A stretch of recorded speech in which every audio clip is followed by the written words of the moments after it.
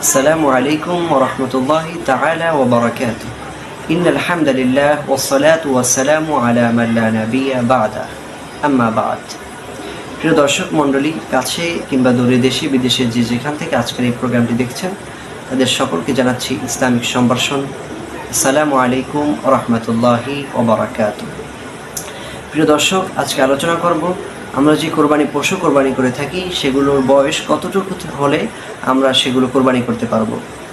তো রাসূল সাল্লাল্লাহু আলাইহি ওয়াসাল্লাম এই প্রসঙ্গে বলেছেন, লা তাযবিহু ইল্লা মুসান্না, অর্থাৎ আমরা যদি উট কোরবানি করে থাকি তাহলে উটটির বয়স কমপক্ষে 5 বছর হতে হবে। একদিন কম হলেও কিন্তু সেই উটটি আমরা কোরবানি করতে পারবো না।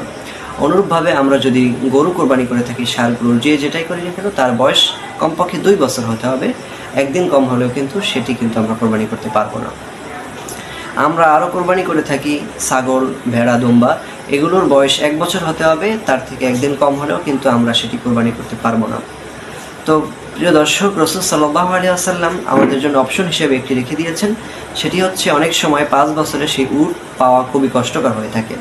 তো এই জন্য রাসূল সাল্লাল্লাহু আলাইহি ওয়াসাল্লাম বলেছেন যে আমরা যদি কোরবানি করতে থাকি তাহলে আমরা সেই 5 বছরে যে উটটি পাওয়া কষ্টকর হয়ে থাকে তাহলে আমাদের জন্য রাসূল সাল্লাল্লাহু আলাইহি ওয়াসাল্লাম বলেছেন যে তোমরা একটি দুম্বা কোরবানি করতে পারবে। সেটি যদি বয়স 6 মাস হয় কিন্তু দেখতে যদি 1 বছরের মতো দেখায় তাহলে কিন্তু সেটা আমরা কোরবানি করতে পারবো।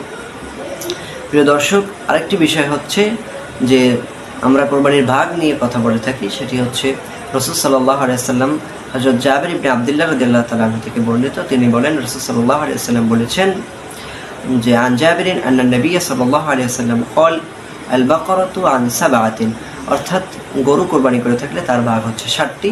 তেমনিভাবে উট যদি কোরবানি করে থাকি সেগুলোর ভাগ কিন্তু 60টি হবে। তো আমরা জানতে পারলাম যে কোরবানির পশু কোরবানি করার কতটুকু বয়স হলে আমরা সেটি কিন্তু কোরবানি করতে পারবো এবং তার ভাগ কতটুকু, অর্থাৎ কয় ভাগ আমরা দেব সেটিও কিন্তু জানতে পারলাম। তো সকলে ভালো থাকবেন, সুস্থ থাকবেন, আমাদের জন্য দোয়া করবেন। আসসালামু আলাইকুম ওয়া রাহমাতুল্লাহি তাআলা ওয়া বারাকাতুহু।